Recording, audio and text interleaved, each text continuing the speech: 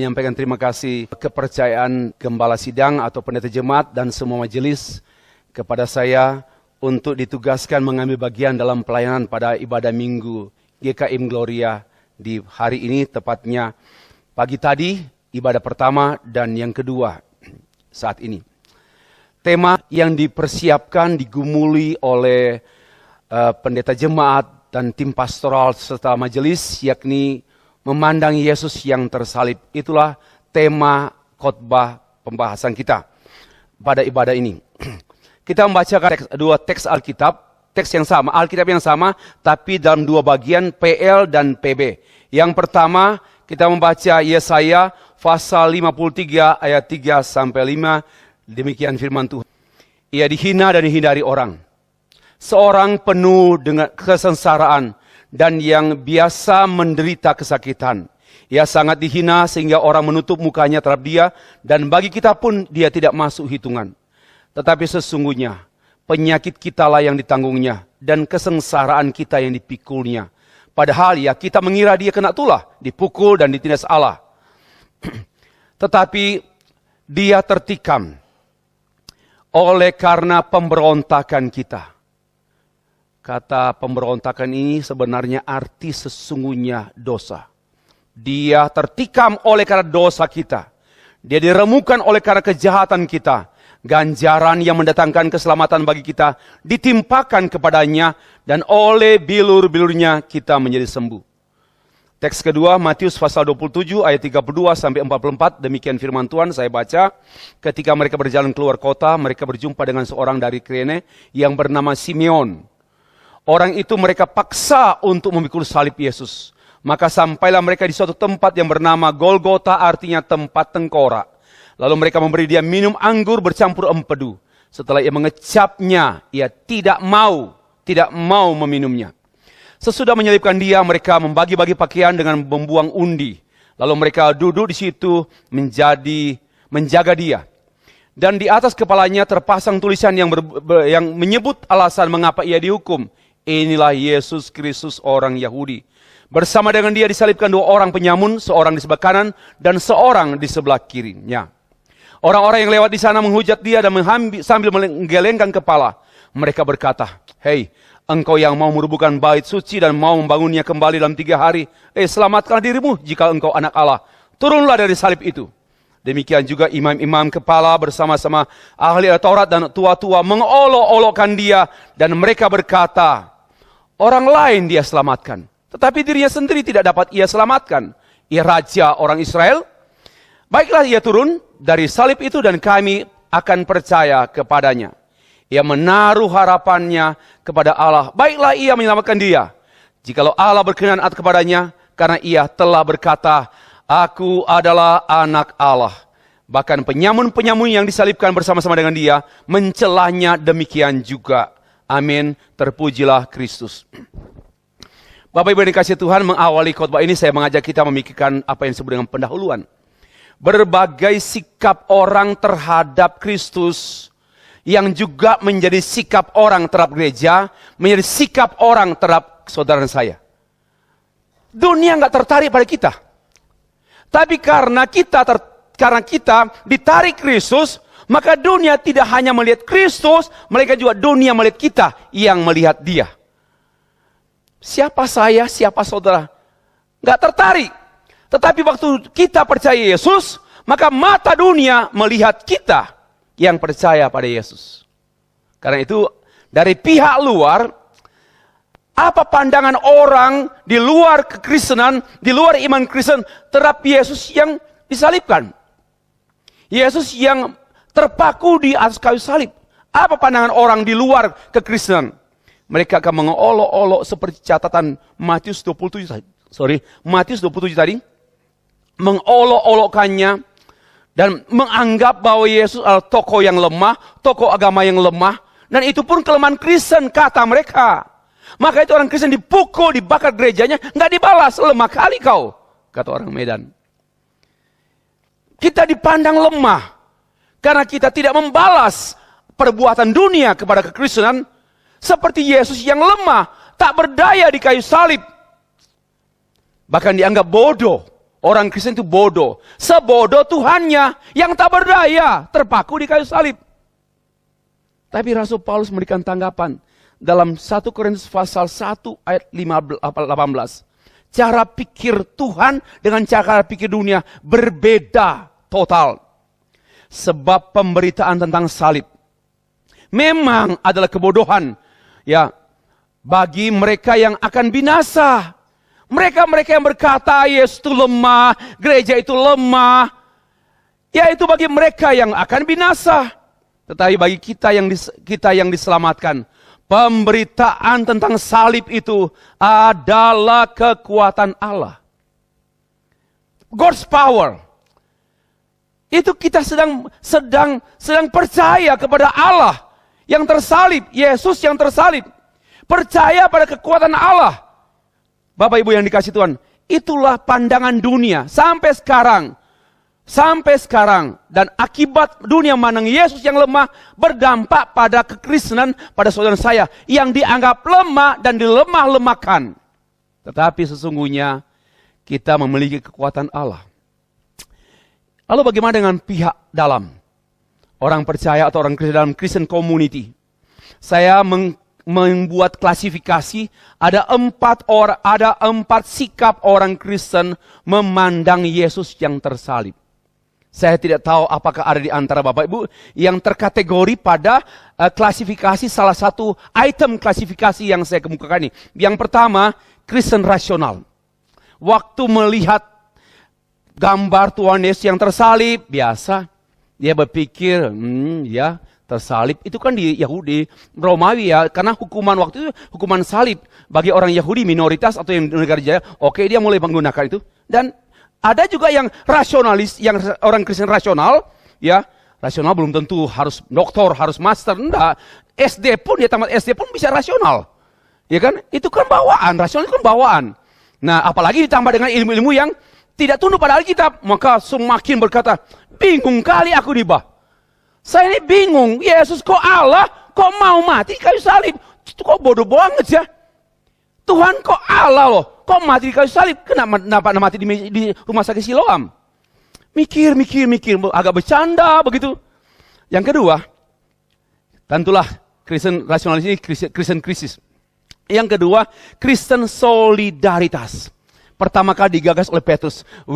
Pada waktu Tuhan Yesus di Taman Getsemani, datanglah saudara-saudara untuk menangkap Yesus. Dan Petrus langsung membela Yesus dengan cara apa? Memenggal telinga Markus. Inilah solidaritas. Jadi banyak juga, apalagi di daerah Christian community atau majority, gaya membela sesama itu tinggi. Ya, gaya membela. Tapi Tuhan tidak mau dibela. Tuhan tidak mau dibela. Ya, yang ketiga, Kristen emosional. Ya, Kristen sangat emosional, sangat tersentuh, sangat berespon, dan lebih ke dalam. Saya memberikan contoh movie The Passion of Christ sekitar tahun 2004 yang disutradarai dan diproduksi oleh Mel Gibson, dan sangat terkenal movie itu dan menghebohkan dunia, not only kekristenan tetapi juga orang-orang non-Kristen. Ada orang non-Kristen suka nonton itu. Termasuk saat orang gereja menyelenggarakan perjamuan kudus, sering diputar potongan film itu. Yesus dicambuk, butuh sadis. Kemudian kita yang mempersiapkan perjamuan kudus, nangis dia itu, nangis, emosional kita. Dan ada yang marah. Kejam kali Romawi ini. Sadis sekali. Ada emosi marah, ada emosi nangis. Yang keempat, Kristen teologis. Yaitu melihat Yesus yang disalib itu dengan cara pandang Allah melihat. Dari mana tahu cara pandang Allah? Alkitab lah. Kita yang bukan terbiasa. Kita yang dikuasai oleh Alkitab, firman Allah, memiliki cara pandang Allah. Orang yang tak baca Alkitab sukar menemukan cara pandang. Konflik terus. Kok begitu protes terus dengan Tuhan? Protes dengan gereja. Kenapa? Tidak punya cara pandang Allah. Cara pandang berhala malahan. Itu berbeda sekali. Yaitu begini. Waktu lihat Yesus yang tersalib, dia terharu. Wow. Terheran-heran. Kok bisa ya saya yang kotor ini didatangi khusus oleh Tuhan yang mati di salib.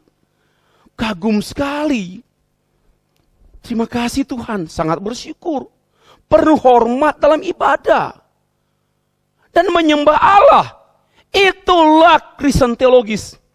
Mau Kristen sosiologis, mau Kristen antropologis, mau Kristen psikologis. Kan tidak, harus Kristen teologis. Nggak ada yang lain, di luar itu teologis. Tidak ada selain teologis. Hanya nggak akrab saja.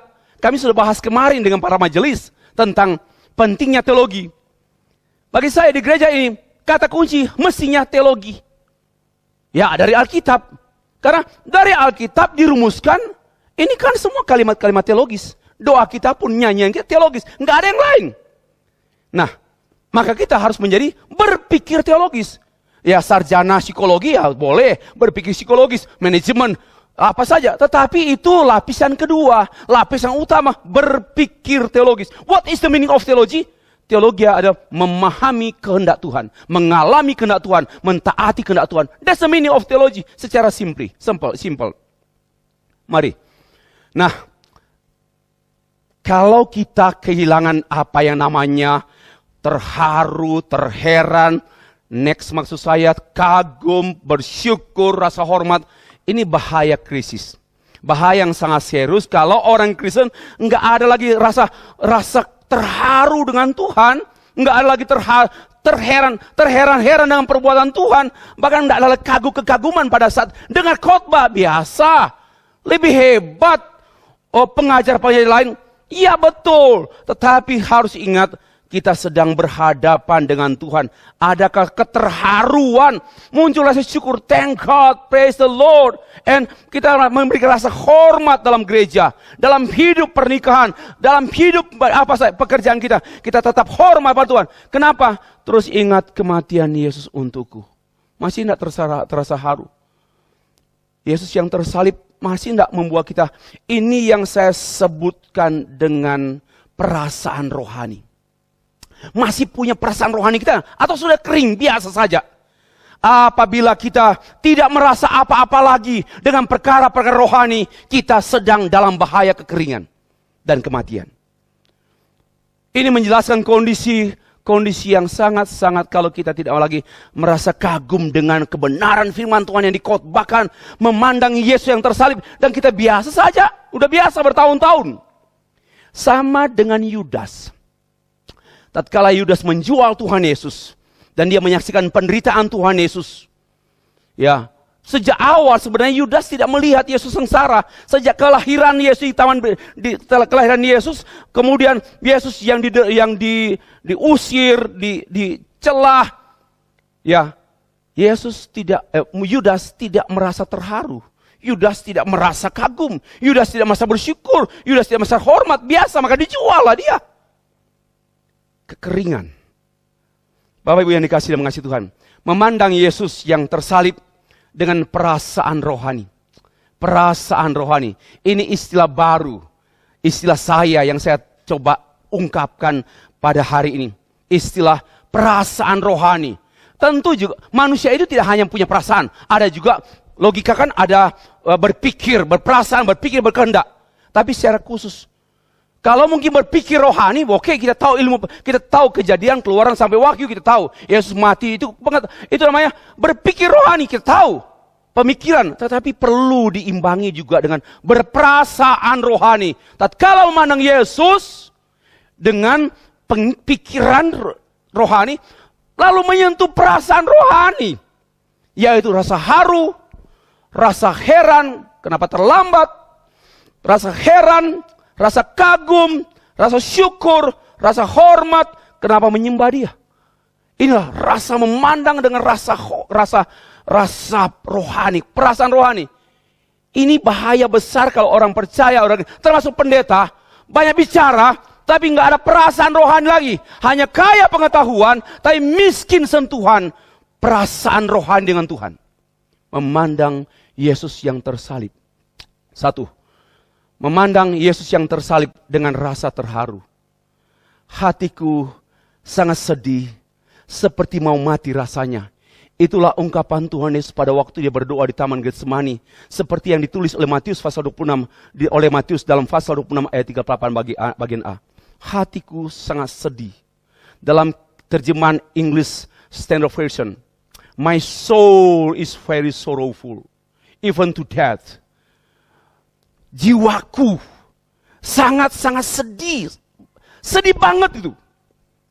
Sangat-sangat tertekan dengan kesedihan yang sangat dalam.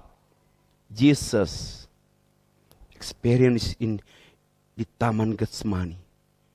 When he was alone praying. Oke, murid-muridnya di sana, tapi dia sendirian bergumul dengan satu perkara besar, perkara kita. Dia sedang menggumuli kita di Taman Getsemani. Ada Stephen yang olehnya dia sorrowful. So kita serius dengan kekristenan kita, karena dia sangat sorrowful memikirkan kita.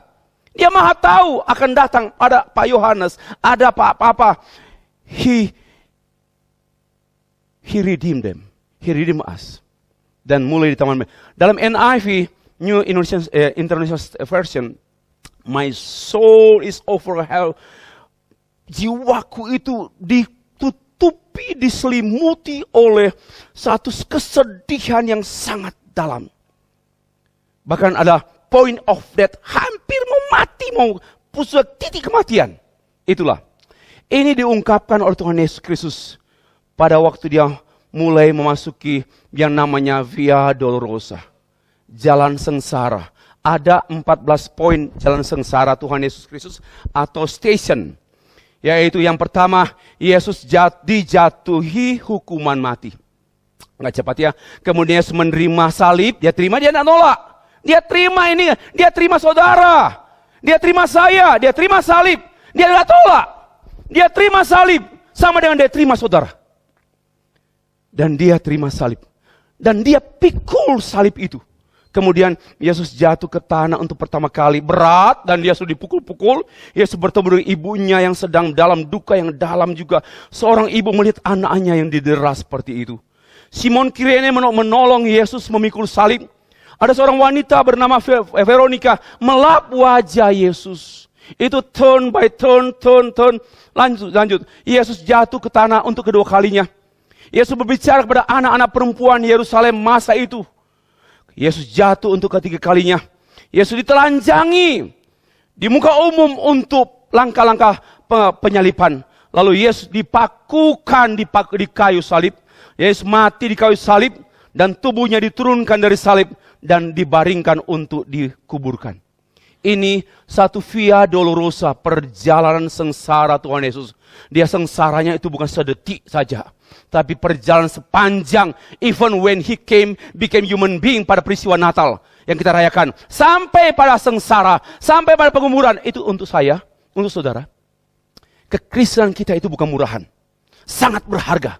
Ada satu pribadi, Allah, yang olehnya dia memberikan dirinya from the beginning until the death of his death. Dia memberi untuk saudara saya. Itu harga kita. Bukan harga murahan. Bapak Ibu, yang kedua.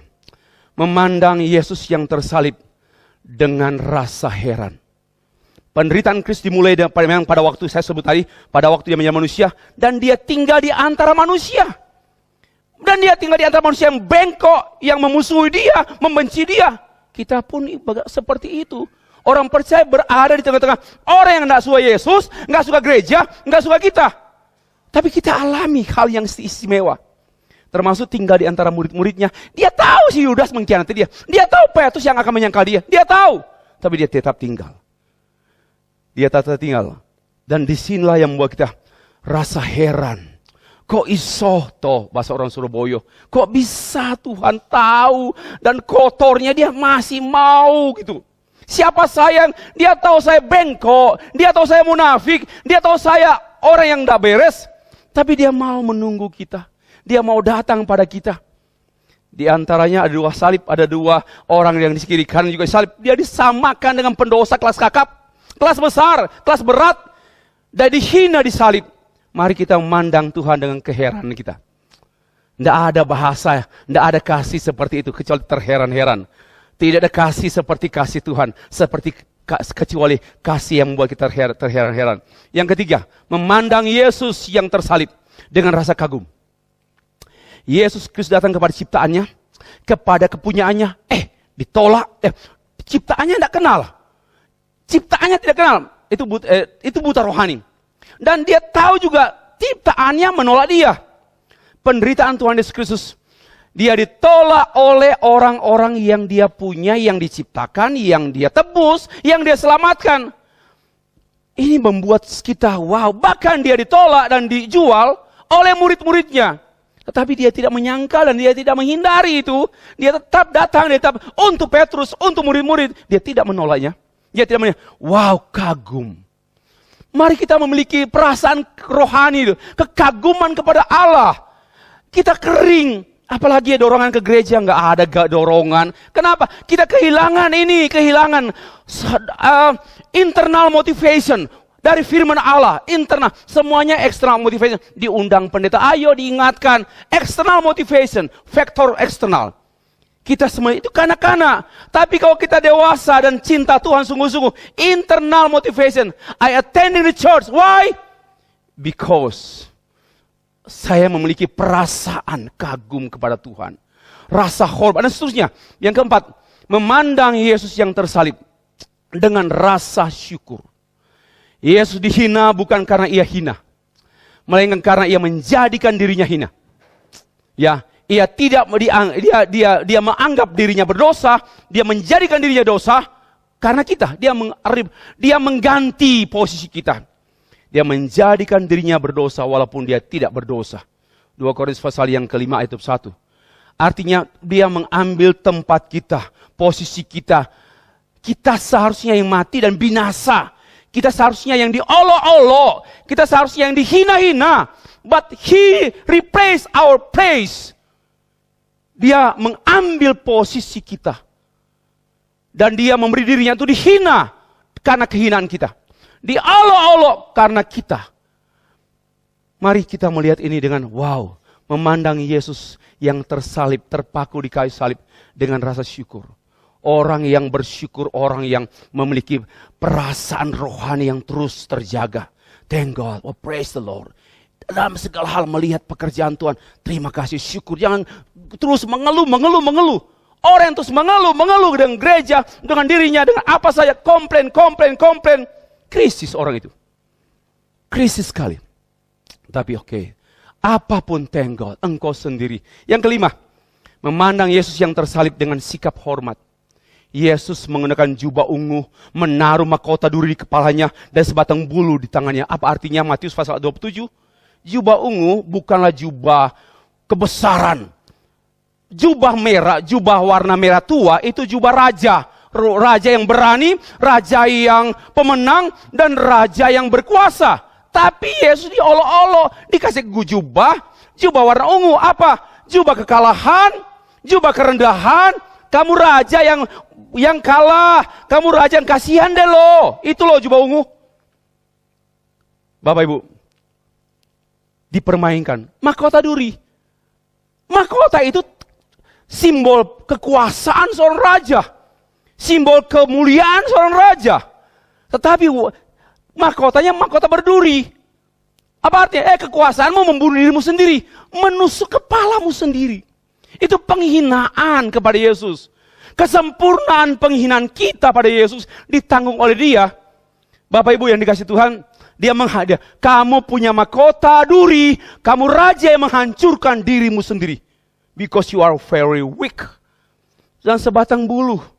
Kekuasaan tak berotoritas, bulu loh. Yang layu untuk pukul Yesus lagi. Coba lihat penghinaan, super penghinaan. Yang dialami oleh Yesus. Masih kita kurang hormat dengan Dia? Masih kita biasa dalam bergereja? Masih kita biasa-biasa melayani Tuhan? Saya termotivasi dan terdorong untuk hal ini.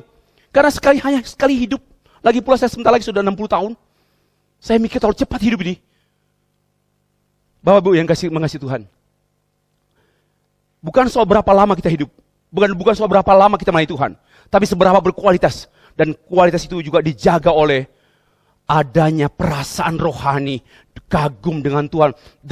Kalau mendengar khotbah ini, Kita mesti bukan soal nangis. Nangis pun tidak apa-apa, karena menangis itu manifestasi rasa kagum. Tapi tidak semua orang kan bisa punya karunia nangis. Apalagi hobi nangis, kan enggak. Tapi mari kita lihat. Orang merendahkan Tuhan karena cara pandangnya dunia. Tapi kerendahan Tuhan di cara pandang Allah kita hormat. Kita menghormati dia di gereja, di dalam pelayanan, dalam apapun tugas kita. Kita hormati dalam keluarga, dalam pernikahan kita hormati.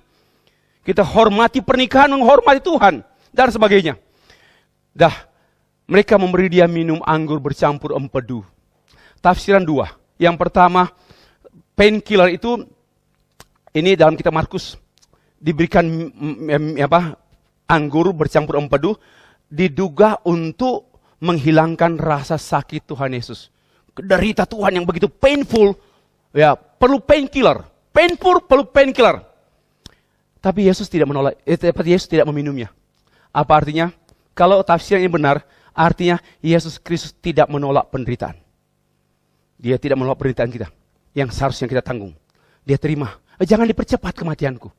Kematianku harus sesuai dengan waktu Tuhan dan waktuku, bukan waktumu.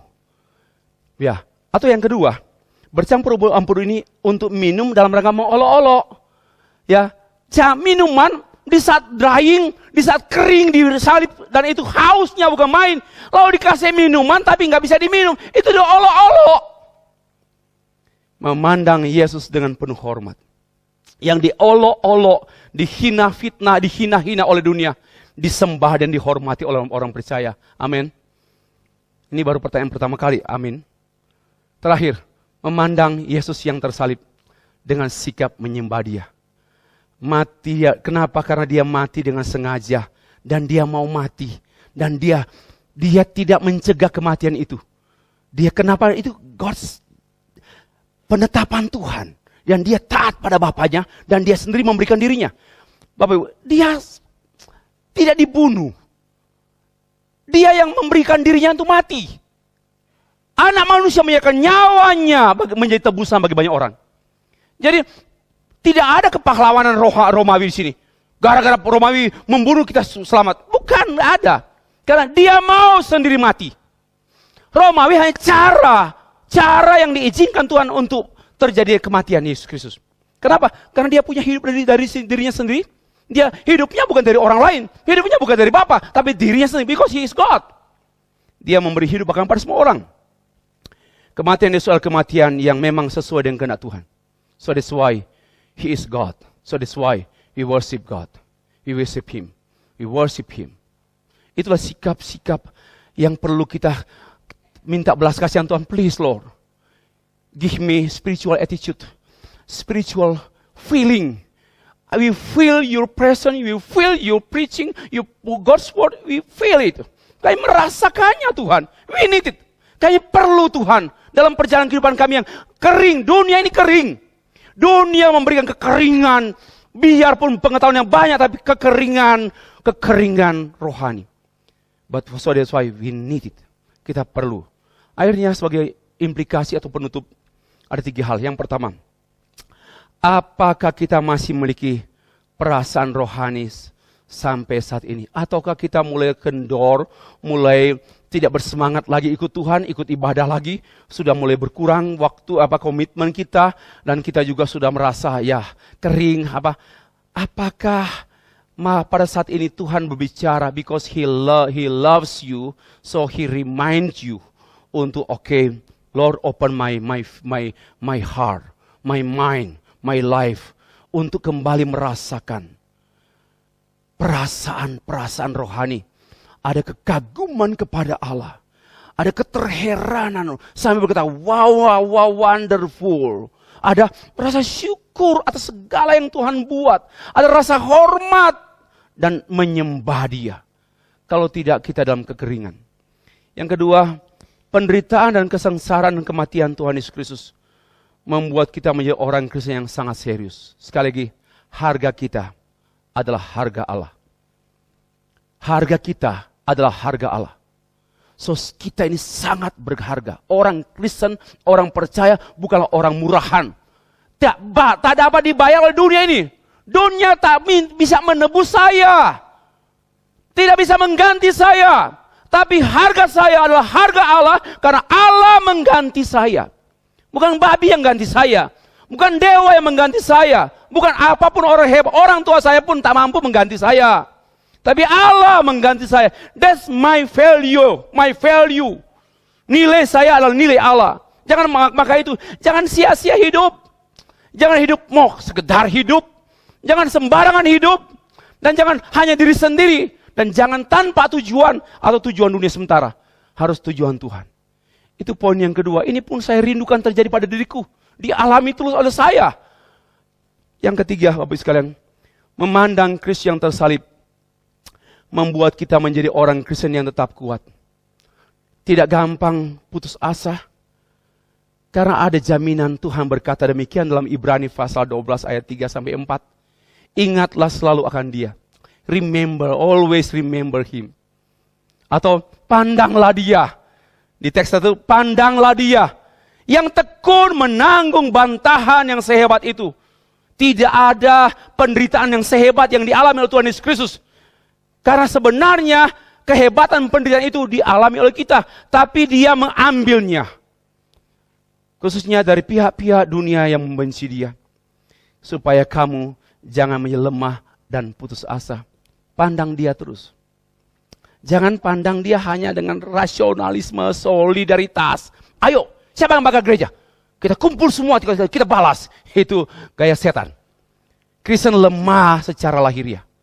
Tapi kita mempunyai kekuatan besar yang tak dapat. Saya bersaksi. Dalam 1 minggu yang lalu. Saya not sorrowful. Saya dalam tekanan juga. Memulai satu tugas. Dalam tekanan yang berat. Saya diam dan banyak firman Tuhan yang datang secara pribadi pada saya. Menguatkan saya. Memandang kepada Dia. Yang bertindak luar biasa. Mari kita alami Tuhan. Ya, alami Tuhan dengan pengalaman-pengalaman rohani. Seperti dialami oleh murid-murid Tuhan. Dan seperti dia alami oleh banyak orang yang setia kepada Tuhan. Saya katakan, mungkin saya sudah tahun ke-12 atau ke-13 ke sini. Ya, saya masih ingat saya masih di Batu, masih rektor, lalu diundang. Saya baru ingat juga tadi. Dan saya masih melihat banyak orang yang masih bertahan di gereja ini. Saya pun dipertahankan di gereja ini. I'm very thank you. Terima kasih. Saya sangat berterima kasih. Ya, kita pelihara kerohanian kita dengan firman. Tidak ada kerohanian tanpa firman. Sekali lagi, bukan firman Lumintang, firman apa? Firman Brotos Job, bukan. Firman Tuhan. Itulah kerohanian kita. Kerohanian tanpa firman, itu kebohongan, itu kemunafikan, itu kehancuran, itu kepalsuan. Kerohanian kita hanya oleh firman. Dan firman yang masih membuat kita tertegun dengan Tuhan, hormat, kagum, dan menyembah Dia. Amin.